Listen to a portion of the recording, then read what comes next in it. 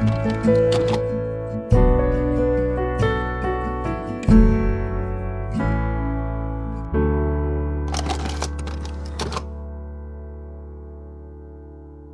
have been talking about this episode of this podcast probably since episode 1. Since its Pretty inception. much. Yeah. Because everybody who's seen the show, yeah, sure, you would love to talk to Milo Ventimiglia. You'd love to see Justin Hartley. You'd love to talk to Chrissy. Yeah. But the person that you don't know you want to talk to Come through now. is Ken Olin. Ken Olin's in the house, ladies and You gentlemen. don't know it till now. Yeah. The original Silver Fox. How you doing, gorgeous? I'm good. It's really nice to see you guys. It's great to see you. too. It's been a long time, but it's weird because it doesn't really feel that way. No. You know? It doesn't. It's nice. Well, you're up. Amazing. You're in Vancouver right now, helping out Justin with Tracker. So you still sort of connected through that as well. But like Yeah. what people don't know, like we know Fogelman, you see the faces in front of the camera, but when you have a producing director, someone who's handling 3 to 4 to 5, I'm not sure what the most episodes was that you did in a season, but you're there all the time. And somebody who has just as much care, affinity for the characters as we do as the actors doing it. Yeah. Like Ken cares and knows it so much. And to be directed by you is to be directed by someone who loves you, and you feel that much more open and generous and carefree because you know that, like, oh, this man loves this show as much as I do. Yes. You know? And in layman's terms, for people who like a producing director is someone who essentially, how would I put this? Oversees the continuity of the show, directs the directors. Sure. Is that fair, Ken? Yeah, I think it's the probably as much as anything that connection between all of us that are on the set all the time, the crew and the cast, and liaison with the writers who aren't as, I guess, production savvy or is connected on a daily basis. And then I think the other thing I felt like I was really involved with was just the tonal continuity of the show, and also, where you guys were at, like in terms of being able to talk in terms of continuity and just emotionally, like it's such a different experience, a pilot, as you guys know, and then a series, that constant growing of the characters, and at the same time maintaining some of the elements of the show that the audience looks forward to, that are consistent. So I think one of the things I do, which is different than some producing directors, I think some producing directors don't direct as much as they maybe spend time with the directors that are preparing to do the next episode or on set, overseeing those things. I direct it a lot. That's what I like to do. Yeah. So that was my way mostly of staying in touch with all of you guys and connected with the production. I feel bad because sometimes, when I had done other shows, there would be producing directors who would spend a lot of time on the set. And I always felt uncomfortable directing other directors. It seems to be, it's just an odd thing as a director to be told by another director. Right. Sure. So I just felt more comfortable just actually doing it. Let me just direct it myself. And were you in the same position on Alias? Was that the same title? Yeah. And Brothers and Sisters. And Brothers and Sisters. And you were an actor on the hit TV show 30-something. Yeah. So you were steeped in television history. I'm sure a lot of your audience is familiar with this. They should be. I mean, They should be. They weren't born. Isn't it coming back soon? Well, there was going to be a reboot of 30-something. So I've heard Then the rumblings. pandemic hit. Hold on, I've heard rumblings that there might still be. is it still possible? Really? That's what I heard. I want to be treated like you guys are treated. Listen, you know what I mean? I want to be like, You I want think I'll free go to liquid makeup. IV? 1 sec, I'm on with my agent. If you want to like, see like the most incredible transformation, like Ken was on set and like for a while, like Ken like sort of entered into this phase of not caring of how he looked. And then they heard that there's going to be a possibility of a reboot of 30-something. They're going to bring everyone back. Oh, Ken. I got jacked up. My Yeah, arms you look did. like your arms. That's still. right. Ken was like walking beast. around Yeah. like a beast. And then the show went away, and then he stopped caring Nah, again. forget it. And I had to talk It's a weird thing. You know what? You're right, and you were concerned. I was. I said, buddy, you should still just try to be healthy for the sake of being healthy. I know. Well, I am. You're right. That's you look true. great, and you Ken. look great. Thank right you. now. I am. You're I'm taking pretty, very I good lost care a of lot of weight. I'm in yourself. good shape. Yeah. I am. How many Yep. episodes of our show did you direct? I was just about to ask that. 30-something now. So it's like, I did, like 32 or 33 of them. Really? Yeah. I would A have lot. thought more. Yeah, I directed a lot. I thought you Well, directed that's like almost half. a third. Yeah. That's almost a third a of third. them I did. I mean, for real, because we did About 106. a third of them. Yeah. Does anything stick out in your memory directorially in terms of like... Wait. Before we get there, Go. can you regale us with how you even came on board Sure. to the show? Like, how did This Is Us enter your orbit? Because I remember when we were told were you guys at that screening? There was like a screening at NBC, and it was with some of the actors and their reps, and Dan was there. And I remember being told, like, we just closed Ken Olin's deal, and the room was like, everyone was at Twitter with like, so what? nice. Ken is coming. Ken is going to be a part of the show. And anyway, so I'm curious, how that all manifested. That show was not where I was at in my career at that point. So nice to hear. Oh. I had come, after Brothers and Sisters, I did a couple of different shows in that same position that were not a great fit. Okay. You want to talk about them? You want to name them all? told you about that a And little all the bit. executives involved? No, but you can look at them up. And I was working with producers that were dishonest and would always, whenever there were issues, they would blame different members of the crew, and it was just toxic. Okay. And I, as you guys know, sometimes I talk or open my mouth too much, and I let them, in two different cases, let them know in no uncertain terms what I thought of their mendacity and their behavior. Yeah. So I was just, that didn't go over well. So we ended up selling our place in Los Angeles, moving back to New York, and I thought, I can't keep doing these jobs for people I don't respect and I don't like, and I think I'm just gonna stop and move back to New York. And then Dan, my agent, called and said, "Hey, they're interested in meeting with you on this thing called 36. Isn't that what it was called? 36, Untitled, Dan Fogelman, Or Happy Happy Birthday. Birthday. Glenn, Yeah. John, and I go, okay, let me look at this, and then I went into my study and I watched the pilot, and I came out, and Patty said, "Well, what do you think?" And I said, "This is really good," and she laughed and she said, "Okay." And she thought I was kidding. I've been so cynical and so angry and stuff. And I said, "No, this is really good. This is really good."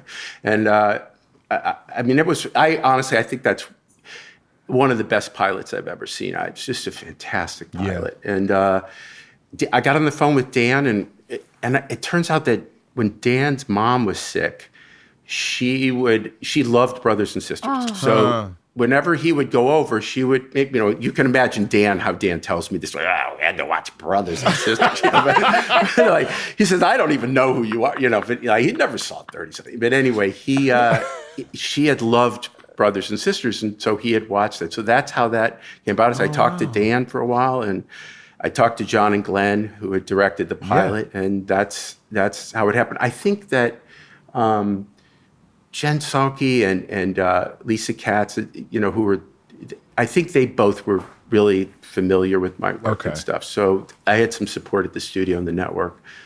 But that's how it came about. It's so nice to actually, I think one of the things which people would talk about, like, it's really important when you go into meetings that you be enthusiastic and, okay.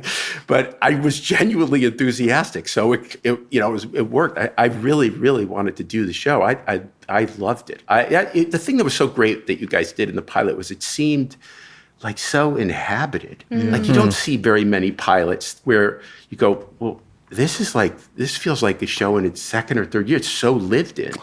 So that was that was incredible. How much of that do you attribute to the look of the show?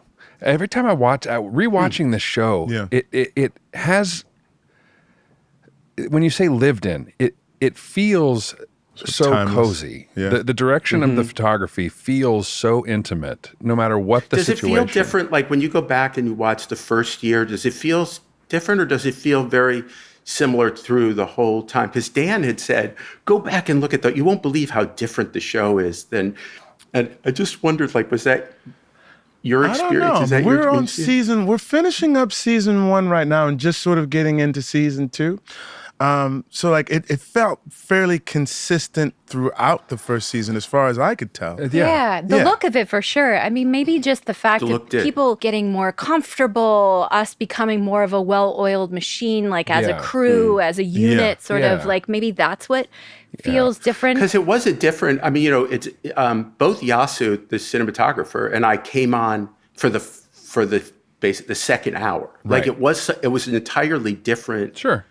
I mean, we maintained it. That was one of the things that was really important to me coming in was I loved the way they shot the pilot, and it was very different in some ways than a traditional TV show, even though there were traditional things about it.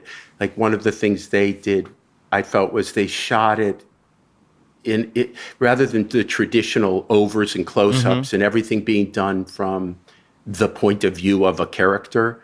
They objectified it a little more like an indie film Yeah. would, you know? So I think things like that, and Yasu and I maintained that. Yeah. We wanted to maintain that. But I want, you know, it's interesting that it maintained that consistency. Tell our audience who Yasu is and who he is to you and what you're. He's a small man. He's a small man. We adopted him. Yasu is a cinematographer Yes. of the show and somebody who I think we all love. He just shot Sterling show. He did Yeah. indeed. New show, right? Cinematographer, director of photography, DP, you know, used synonymously, etc. But like sort of responsible for the look of the show. Yeah. And when you came on, did you have a say in his participation, or was that two separate things? No, Dan had brought him. He had done the baseball show. Pitch. Pitch. Yeah. Pitch. He had done Pitch, and he wasn't going to stay with Pitch, and Dan brought him on then to do This Is Us. Got it. Okay, so talk to us about, I mean, just your connection to the show, which was, so one of my favorite things was Ken always got like these scenes with like dinner scenes or what have you, like big group scenes or what have you. And, you know, directors have storyboards or ideas of how they want to shoot things. And a lot of the guys have like, you know, their iPads and like high-tech things, whatever. Ken has like this little like pull-out notebook. And he has like these stick figures around like a tent. I was can't draw. I was like, this is how you set up the shots? I was like, I can do this.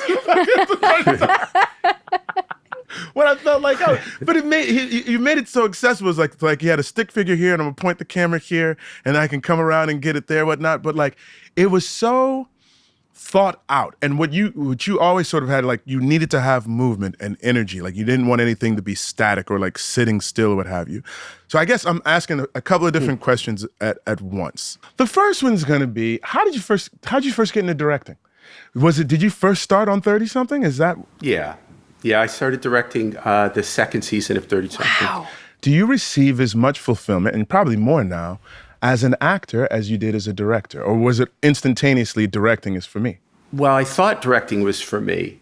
And then I was just, one of the mistakes I made, which, you know, like you guys who are experienced, and you when you come to the set, you have a very good understanding, as actors do that are experienced, if they think this way at all, if they're analytical, you know, a sense of, okay, this is, I know how this goes. You know, maybe if I come in from over here, it'd be better. You're talking to, and we all know, you know, different guest directors are better fits than others. So, you know, you start encountering a couple directors that aren't great fits, and you start thinking about, you know, you start telling them ways in which they can improve, you know, the way they're doing a scene, and then Sully used to do that with me a lot, but I'll never forget what Sully, worked better? the baby.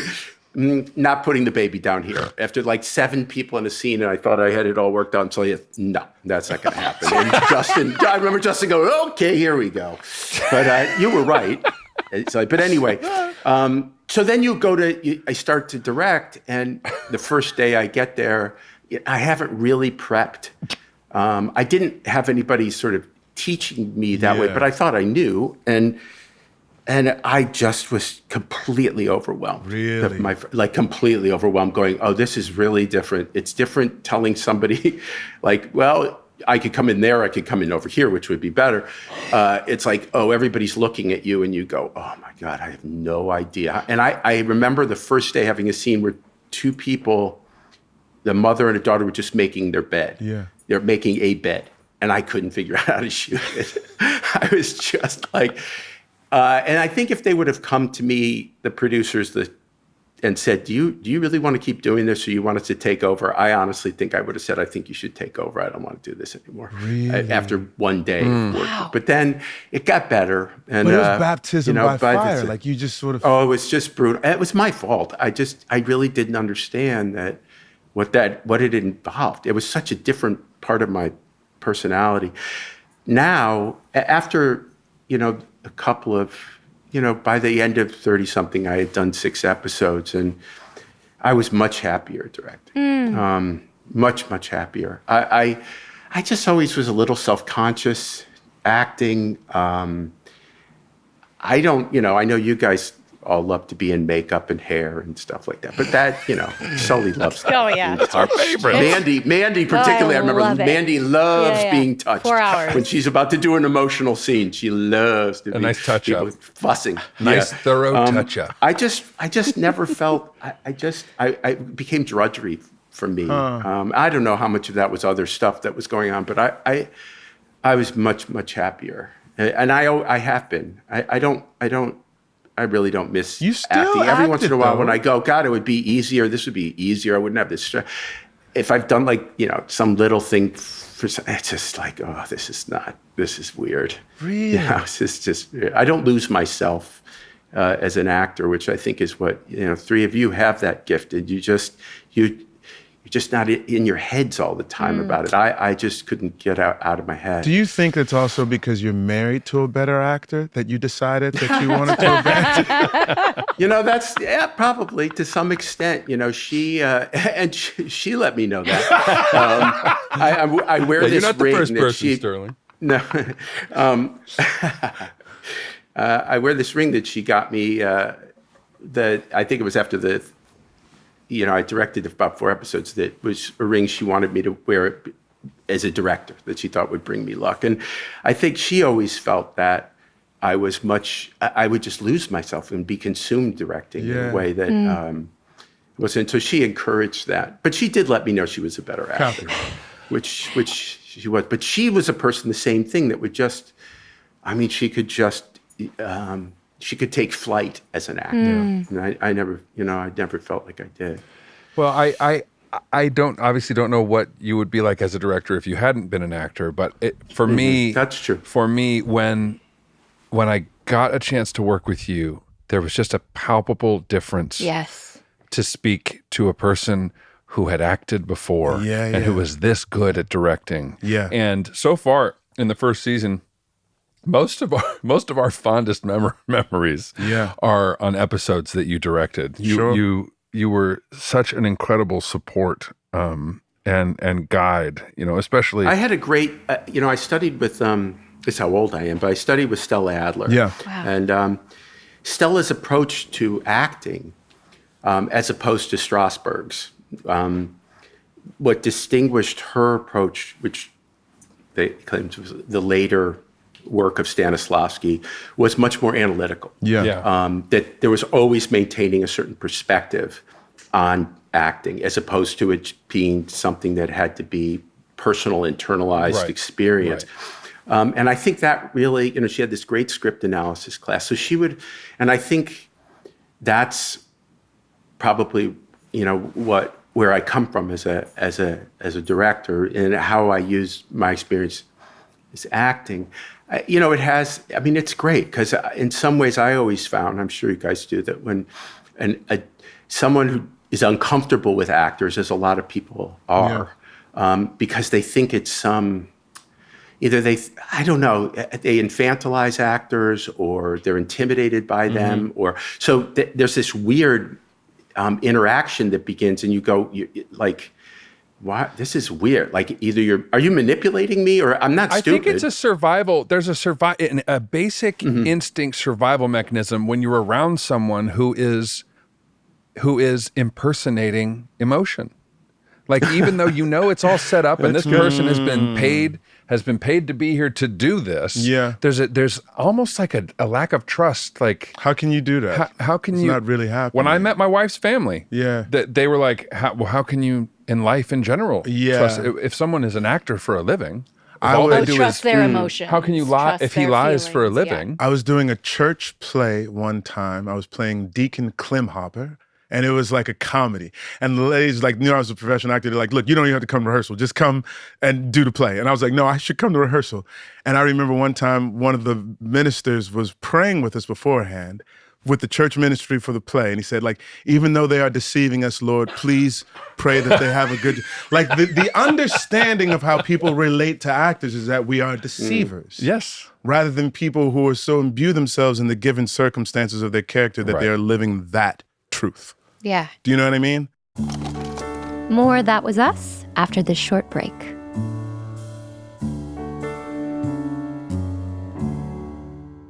All right, it is back to school season for all of us. And while you might think it's too late to jump on the back to school bandwagon, it's never too late to start with Peloton. Whether you're just getting back into fitness or ready to tackle something new, Peloton's got training plans for everyone. No need for Randall Pearson overachiever mode. Just start when you're ready. I love Peloton so much. The instructors are amazing and they have something for everybody. You can be a beginner, you can be an expert, you can be intermediate, you can be working on strength, you can be working on your cardiovascular fitness, you can want to meditate, whatever it is that you are looking for, from the treadmill to the bike to the rowing machine, Peloton has something just for you. Listen, I do a lot of traveling, and so the Peloton app goes with me wherever I go. All of their different training sessions, yoga, stretching, meditation, they're all right in my pocket, on my phone. With Peloton, the possibilities are endless. With Pilates, boxing, marathon prep, strength training, boot camps, yoga, there's so many to choose from. Want to try something totally new and different in the safety of your own space? Or are you a pro who is pushing themselves with each and every workout? No matter your experience level,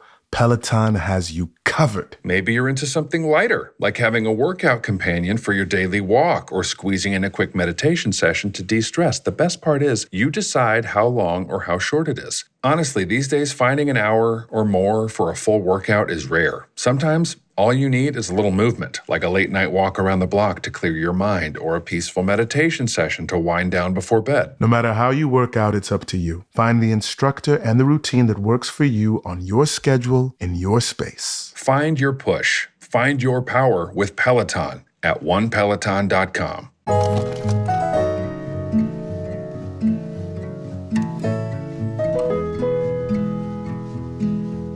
I think with directors, there's some... Often they haven't done it. So they've come at it from a very, like, either they're approaching actors as some sort of instrument that they're playing, or they've been told that, well, they're actors, so you have to handle them this way. Sure. So there's that. There's also this sense of like, oh man, this guy can, or this woman, it can shut us down any second. If they freak out, they're going to shut us down. Yeah. And then they try to tell you something, and it's like, wait, what are you telling? Like, you mean I have to, like, I remember a director telling me at one point, I think at this point he's more concerned about like his childhood. So he said, I said, I have no idea what you're talking about. He said, I just need you to move a little to your left and maybe keep your shoulder down. And so, but that, I think maybe that's different now. Maybe there's less of that, in terms of, I don't know, the influence of the method or whatever. I mean, you're still looking it's weird. And you feel it as an actor. You're going, just tell me, like, I think so often, I know the old stories about don't give me a line reading, and you shouldn't give somebody a line reading. Right. But most of the actors now, they're so good. Yeah. And they don't need, like, if you tell a really good actor, hey, you know what, if you could just move a little to your left or your right, okay. But if somebody comes at you and they're all like weird and stuff, then all of a sudden you're weird. Sure. And the last thing you want is to feel like you have to be self-conscious. The other thing I think is, getting used to the fact that an actor comes, and when he's coming to work, that you have to be, you're available emotionally. You're in a different state. Yeah. And so, Mandy's really intense when she acts, very professional and stuff. And that took me a little getting used to. Oh, she doesn't hate me. She's just working. What? So like, no, but Mandy, you have to respect. You have Ken to respect. Olin thought Mandy Moore hated him. No, she. Can I say this though? But I loved her, and that my love for her prevailed. But but Mandy, it took. Everybody's different. Like some people like to be very loose and goose, and that boom, I just do it. And other people, Mandy would like to be prepared, and you have to go okay and be. That's my process. And be yeah. comfortable in From that. the very beginning, she would say that you were her favorite director. Oh yeah. I remember in Mandy, season 1, like I was like, because we talk about other Mandy. people, and she's like, no, Ken has a love. Mm-hmm. You guys talked about other people. No, we just talk about you. Really Yeah. and truly. Like Mandy, I remember the first Meeting you in the first office. episode of directors. Yeah, and that first day she did the scene like on the first episode, the couch with Milo, where it was so different. Like where she had to say to him, I don't get your shit together, basically. Don't you? And it was so good. And Dan, that was such a huge thing because Dan was like, so worried and concerned, and it was such a big deal. And I was a new director he hadn't worked with, and Mandy like just nailed it. But that was Mandy and I had and then Mandy and I had a short. I think sometimes it wasn't so much the words I said; she just wanted to hear the tone of my voice. Like if she wasn't there, like just. Everybody's different. Yeah, I think like never having done television before, episodic television, and like to this extent, I remember meeting you in your office, and I immediately was like, oh, I feel safe with this person. Mm-hmm. Like I know that this person is like loves this show, is so invested in this show. I don't know what I'm doing, but like I know if I'm with him, like I'm gonna be okay. Yeah. And doing and you were safe. totally, and doing the second episode with you, and then you're right, Sterling. It's like I was like, if Ken is a part of it, I know we're okay. Yeah. And you were just this like touchstone for me, for all of us throughout like the entirety of this series of like, I want to pick Ken's brain about this, or like I would read a script and know that you were directing it. And I was like, oh, I wonder what Ken's gonna like, what he's gonna have to say about this scene or where this. And I'm curious to sort of piggyback on that. Like, what was it about the show? Because to me, when I think of the show, like your fingerprints are all over it, as much as ours, as much as Dan's, as much as Yasu. Like you're such an indelible part of what the show, the fabric of what the show is. And you cared so much. You cared so deeply. Yeah. And like the notes you would give us as actors, like it was all so helpful. That's so and you were nice, so invested. And I'm just curious, like, what was it about the show for you that like made it so accessible and easy for you to just like, because you dove in so deep with all of us immediately? I think it was like that. It was always the opportunity. I mean, this is the stuff, and I think sometimes like for myself, my career and like, like these big movies. I don't know. I watched Oppenheimer and I go, wow, that's so interesting. Like it took me a long time to reconcile myself with what really interested me and where was that intimate relationship with actors and the stories that are more human and intimate. And I've been fortunate in being able to do a couple of series that allowed for that. And I think the thing with This Is Us that was so extraordinary to me was we could always do the most intelligent versions of the human behavior that would take place in the context of the scene. Yes. Wow. That I think it's very rare that opportunity, that you have that opportunity as opposed to it being somewhat reductive. Yeah. Or, I mean, so much of the work you see, I find, and now it's, certainly in streaming where there's like, the material is challenging or dark. I don't know that it's often as intimate or human, or there's that fundamental normalcy to the characters. That's a different thing but we could do a show about people that are, you guys were like, fairly they were educated characters, they were healthy characters. They had, we were doing something about, I think, a big part of the mainstream of the American experience. Yeah. But we could always challenge ourselves when we would do a scene, like, what's the most intelligent version of this character and that character's behavior in a scene? Yeah. And I loved that. And the show was so infused with love. Mm-hmm. Yeah. And man, you guys remember when we started? Donald Trump was fucking president. He became the president. Yeah. I mean, we were doing a show about people that believed believed in kindness. Yeah. They believed in decency. They believed in love. They believed in treating each other or finding their way through.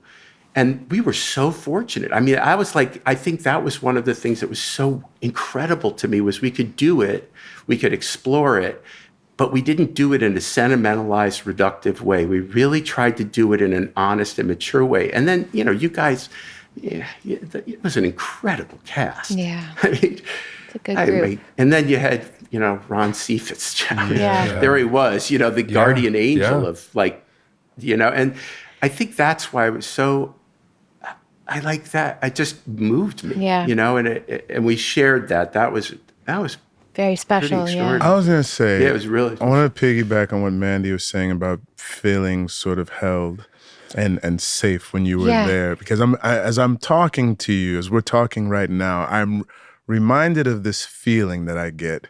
And I have it with very few people. And it's sort of summarized in this thought. I don't think Ken is capable of telling untruths. Like, Ken can't help but say what he actually feels at all times. It got him in trouble on Twitter, now known as X, from time to time, until he decided to leave the platform.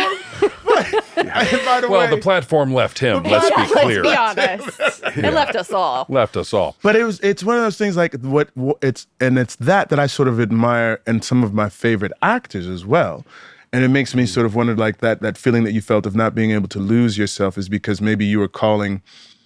Sometimes when I'm in a scene, I'm like, oh, I'm calling bullshit on Brown because I didn't believe it. Like, I know that was not a fully invested moment. I need to go back and do it again. And maybe you had moments of that. It was like calling bullshit on yourself that you felt like, no, now I can do it better as a director than I can in that particular format.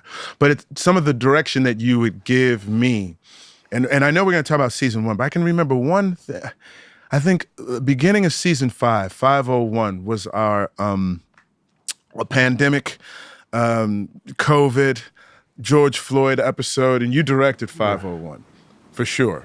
Mm-hmm. And It was the scene between Chrissy and I, and it was a very sort of difficult thing because there's this loving conversation of people who care about each other, that was interesting. Two different races, whatnot, and she was feeling bad, and I didn't want her to feel bad, whatnot, because you feeling bad takes away from what I'm going through in this particular moment. And I can remember you saying, like, Sterl, I need you to go there. Like, and you weren't saying like you wanted it to be sentimental, whatnot, but you can't be too nice to her in this moment. Otherwise the scene sort of loses its teeth or whatnot. And from time, you would just say these things, and it was always with such love. And it was always with like, you can do this. Yeah. And like right now, you're not doing exactly what you know that you need to be doing. So Sterl, I need you to, and I'll be like, okay. Here it comes. And it was such a joy. Going back to season 115, Jack Pearson's son. Oof. Because you went gave me this piece of direction about anxiety, and it was like, it's that was great. It's all happening inside. You're like, because I feel like I was trying to physicalize it somewhere, and you're like, no, Sterl, it's like everything is happening inside, and you're supposed to be in action, but you actually can't do anything. Right? And then when Justin came, and I remember, man, you had me in the corner, and I was like crying, and I was like, I felt like I lost all the water inside my body. And I was like, Ken, I don't know if I could do it anymore. And you were like, Sterl, I think we got it. And I'm like, okay, Ken. But I would have done, you have those directors. I mean, we as professionals want to do our best, But every once in a while, you have that director that's like, you want to do your best for them. You Yes. were that person because Yes. You are. You loved me as a person. You loved Randall and the totality of our world. And it was like, the love was palpable. The love that you felt from Stella that you were talking about. Like that was something that has a lasting effect on me as a human being. And I thank you. Yes. Oh, wow. Thank you. That was really nice. I think that's the thing, like when you start talking about it, I remember these things, you start talking about things going, man, what better thing? Like that, what a challenge that was. Like for us to go, wow, wow, we got to work on something like that. Yeah. Like a scene where someone is actually like having a breakdown. And I mean, that, I learned a lot. I've told you this, Sterling, working with you, because you talk about the George Floyd thing. One of the things that we dealt with was race. Yeah. And at the time, during the period, I read the Ta-Nehisi Coates book, and it was so interesting. You and I would talk because that was just my relationship with you, that a truly intimate relationship, a creative relationship with you, that learning about my relationship to race has been and we got to touch on it. Certainly, Dan was willing to explore it, and Kay, and that was an extraordinary thing. But to explore that intimately, things like that we got to do that were, on network that's amazing television. to me. Yeah. On network television, and not in a reductive way. No. We didn't do it and we didn't. It was, we could just keep going there. Yeah. We could really keep going there and talking about it. It's just an amazing thing, and that's the amazing thing about like getting to do a show like this. And that's what really, that's what turns me on. For better or worse. That's what I love doing. So, okay, we're supposed to be recapping season 1. Isn't that what we're supposed to Yeah. loosely? I try to remember. The idea. Loosely recap. Celebrate. A celebration. A celebration if you of will. season 1. Are there things? Oh, okay. Well, we did just have Mai on this, and I remember coming to rehearsal to watch Mandy and Milo work on Moonshadow and the argument.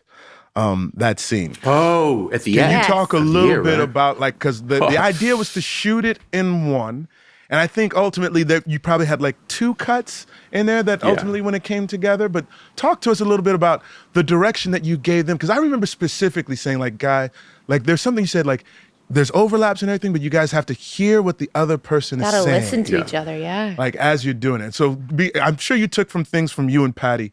What did you share with them on how to argue? No, you know what? It was weird because Dan, when he showed me this, he had this. It's just so odd. Dan decided he wanted to do a oneer. Yeah. So we got to do a oneer. And we had done a lot of that on 30 something. We used to do a lot of. It was very much stylistically at the time.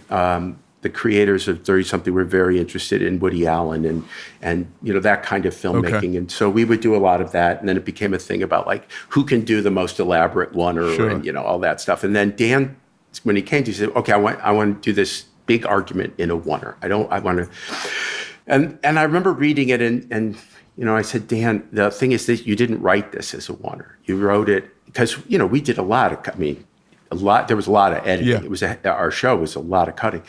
And he rewrote it a little bit. And I know Mandy and Milo and we rehearsed it. Yeah. And I don't remember.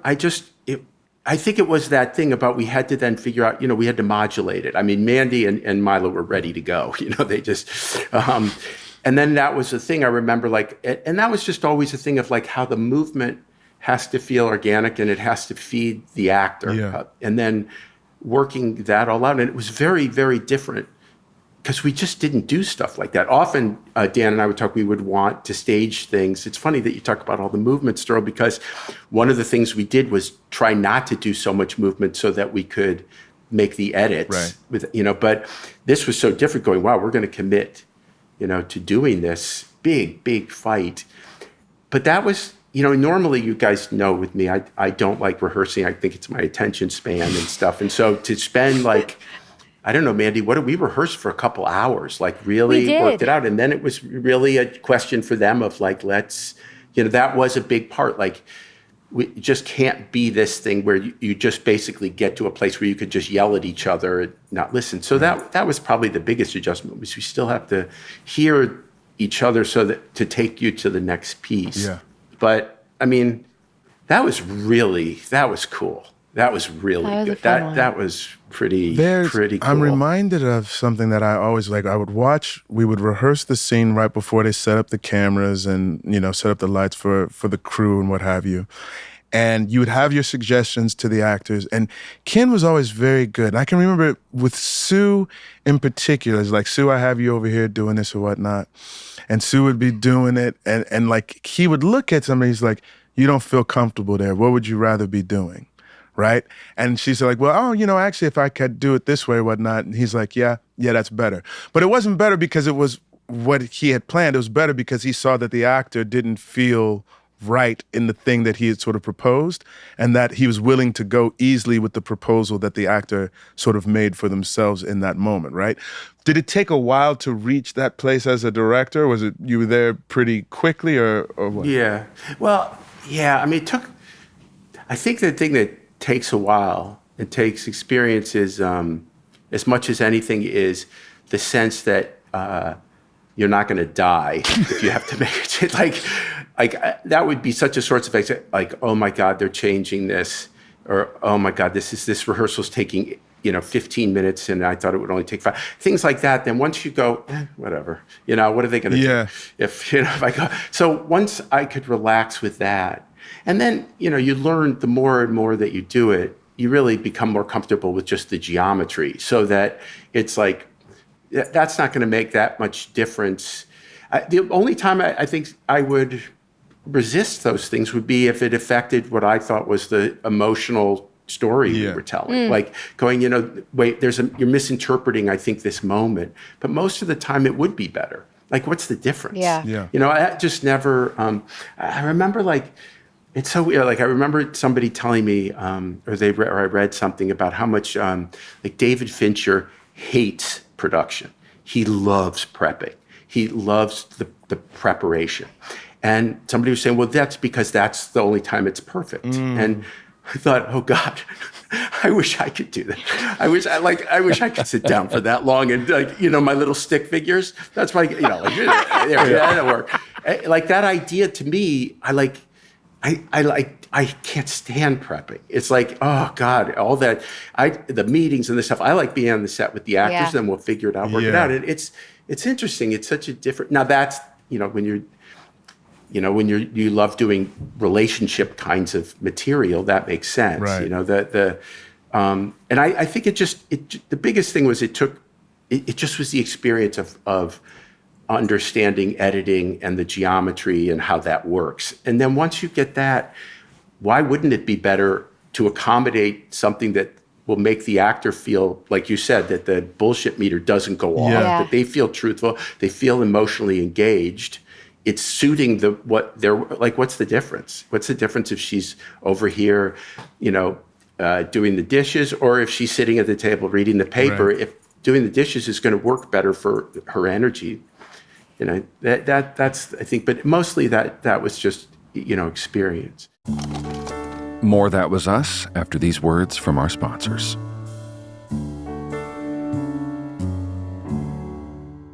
Just like we're looking back on our first full season of That Was Us, we are also looking back on all the trips from the first season. Whether they were visiting the Pearson cabin in a place that feels like home or experiencing a new city like Randall's trip to Memphis, the Pearsons had so many memorable trips this season. And for you and your family, there are probably memorable trips still awaiting you this year. Dude, my wife has so many trips that she wants to make. We want to go home to St. Louis. We want to go to the Caribbean. We want to go all kinds of places. And when we go as a family, in particular, with our kids, it's nice to have a place where we can cook, where we can commiserate, where we can feel like home. Airbnb does exactly that. No tricks or treats, just getting the most out of your home in a way that'll save you a little bit of headache before the holiday season officially kicks off. So why wait? Get started now on planning those last trips before the year ends. List your home on Airbnb for whoever may be looking for that perfect place to stay. Just like we recommend hosting a podcast, we recommend hosting your home on Airbnb this holiday season. Your home might be worth more than you think.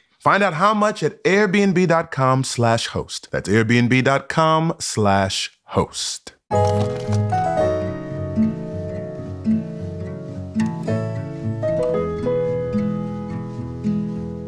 I know we're supposed to be recapping season 1, but are there big moments, or not even big moments, are there moments of like just the entirety of the series that really stick out to you that either were really challenging for whatever reason or things that you loved? Like, what are some of the things that really stuck with you over the 6 seasons?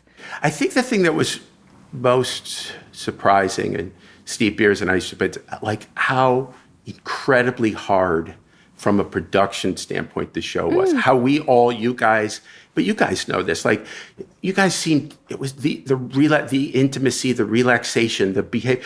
But man, we were dealing with like little kids, lots and lots of little kids. That's brutal. Babies. I mean, a lot of babies. Constantly. The new emotion- ones. They kept showing new up. ones, always. Ones that were, didn't want to be there, and ones that were, I mean, it was just unbelievable. But then in COVID, and we Dan had just to kept, deal like more. We had to have fake babies. Doll babies. We had doll babies. Doll babies, Yeah. which is just a disaster. And all you guys have to interact. Meanwhile, that's not, our writers. We're not exactly writing to go, it's going to be really hard for them to do this scene with a baby that's crying.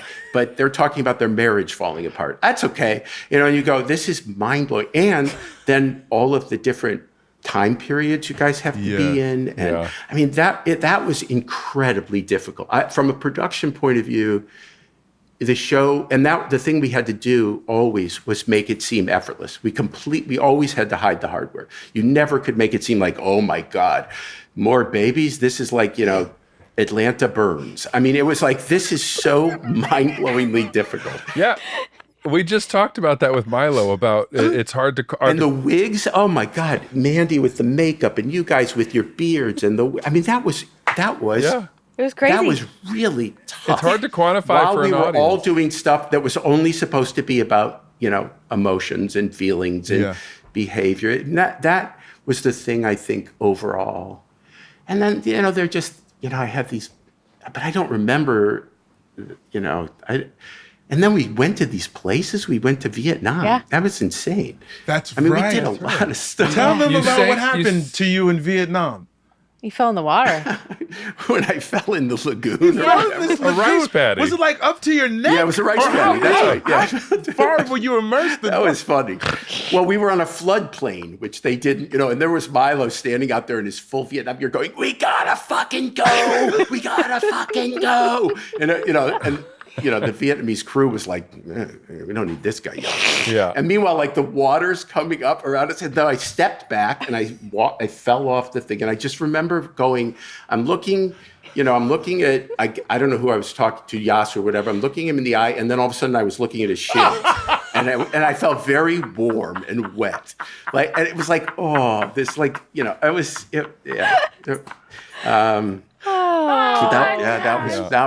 that was Not a lot of primetime shows go to Vietnam to shoot. No, they don't. Did you do all the moves? Like, cause we did Pyru. Yeah, we did the lake, but we also did Vegas. I don't know. You didn't do. I didn't do Vegas. You didn't do Vegas. I didn't do the first time I think went to Philly. I think We went to Philly. You went. That I went the second. Yeah, time. you went the We second did time. New York. We did the Met. Remember? I did New York I twice. went to New York. Yes. Oh, that was good. I remember that scene. That was cool. That was a really There special. were so many cool things. Maybe I'll go back and watch some of these. You should. It's a really good There's show. a My doting. there's a Like it. podcast out called That Was Us that you could just rewatch and watch along. You could rate, review it, Okay. tell all your friends. Rate, review, subscribe. Yeah. All right, that sounds good. What are we supposed to recap about season 1? We did a lot in season 1, right? Didn't a lot This of is stuff, Ken. There's a ton. What we can't believe is how many iconic moments from this show are Happened in season 1. in season like 1? one after the other after the other. You're like, Really? oh, Things wow. that you think live across the entirety of the series happen in the Right. first 18 episodes. It's Yeah. nuts. Really? There's the reveal in episode 2 that Jack is not grandpa and that it's Miguel, right? Then That's the end of the second end of the episode. second episode. episode. End of episode. I remember that. End of episode. Miguel, everybody freaked out. Yes, and America just started hating Miguel. Then, like at the end of episode 5, we realized that Jack is no longer with us. Yeah. And That there's he the died. talk about the tapestry, the painting that Kevin sort of talks Yeah. through in that particular moment. We get to Randall's anxiety is mentioned in episode 2, and then later on you see like the attack start to happen. We lose William. right. We find out in the Thanksgiving episode that Randall finds out that Rebecca knew William the whole The whole time. That's and in the kept first that year? Yes. secret. I Yeah. mean, it's just Memphis? bonkers. Yeah. William Memphis, dying. I William mean, it's just Sully having a heart attack and almost falling through. That was in the first. All of that is Yes. in the first season. Yeah, man. It's You crazy. should watch the show. Wow. yeah. It's That's like a lot. to be reminded. Then of what it. did we do? I Exactly. actually don't remember. I'm really looking forward to happened? season 2 and We're 3. watching now, children. What Like did we it's do all after coming that? back. We went 6 years, guys. I know. That's the other thing. I go 6 years. We went 6 years. 106 episodes. Yeah. Yeah, man. It's pretty wild. There was so much established in that first season that really set the tone. And as we're sort of starting to delve into season 2, it's Yeah. like so much of that groundwork was laid that, like, I don't know, you're just like, as an audience member, you're like, okay, well, what else? Like, I'm too. satiated. I want to know. I'm really trying to figure out, like, okay, something else is about to happen. Like, I know we're about to get to Lyric, which is Deja. Deja, who's Shows such a up huge part beginning of of the season show 2. and whatnot. So I'm actually really. When I met that young lady, she was 13 years old. My oldest son is now 13 years old, and she's going to be 21 this year. Isn't that crazy? Wow. It's crazy. Wow. Yeah. She's gonna And be then 21. and then we I know season 2, some of my favorite Ken moments are from the first time we did 1, 2, and 3. Justin's episode, Right. Kate's episode, your episode, like those were Those were I incredible. mean, Those Justin's were episode, really I incredible. will It's still one of my favorites. it's one of Yep. my favorites of the entirety Yep. of the series. Like That's I brilliant. think about it and I'm like, I can't wait to get back there and Yeah, me rewatch that. too. I haven't seen it in 6 years. Me too. Speaking of, so you're working with Justin right now. You want to tell folks what you're up to? What are you doing? Like what else? Oh, we do this show called Tracker, which couldn't be more different. There's no little kids, there's no babies, there's no birthday parties. Justin's like an action guy. Yeah. Is it fun? He's great. Is He's it doing- fun to shoot? Yeah, I mean it's hard because it's so different. It's not ensemble. Yeah. It's all we're out. We're out of the studio at least 6, if not 7 of 8 days. Whoa. Really? Always, yeah. Whoa, it's wild. It's all locations. The whole story is here's this guy that goes around the Yeah. country. So his regular team is all spread out too. So he's communicating Yeah, with there's them via which Zoom is only and like 3 people. FaceTime. Right. Yeah. Yeah. So it's all that, but it's like we wanted to do something that sort of had an old-fashioned PI kind Yeah. of Mag- a vibe, and yet with a contemporary character psychologically and emotionally. But it's like, whoa, it's a lot of time in the van scouting, and Yeah. it's a lot of elements. I mean, it's tough physically. He's doing great. I think he likes it. I think I mean, he likes Justin's a being, number superstar. one. Let's Justin's a say stud. he's just a superstar. He's kind of a superstar these days. Yeah. Yeah. He's, but it's arduous, man. Woof. You realize, like, oh yeah, when you do it, that's why you have a team, and that's why you have a lot of stuff, that takes place in the office. Yeah. or the What it wouldn't give for a dinner CIA scene. Yeah, Little exactly. At a table. stick figures Yeah, around a a nice table. dinner scene. I mean, the one difference though is instead of having like 8 people in a scene, most of the time it's 2 or 3. Yeah, okay. And then there's some action stuff. It's fun. I mean, it is fun, and it's really different. And Justin, he's great. He's great. He's dope. And it's a big, big, big success for him. Yeah. So that's wild.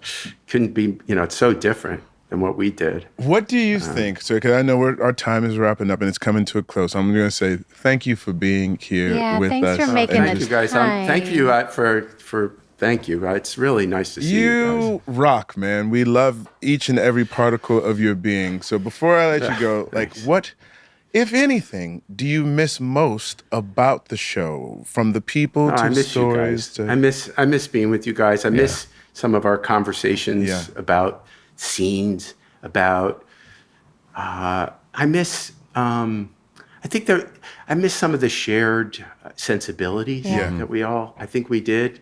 We shared those things. I miss Dan. Yeah. Just because of his enormous ego, that I find it amusing. I mean, he's really changed now. It's hard to know Dan now. He's got a healthy ego, but I miss. I think that was the thing that was what the family thing. Yeah. That's something. Man, that's nice.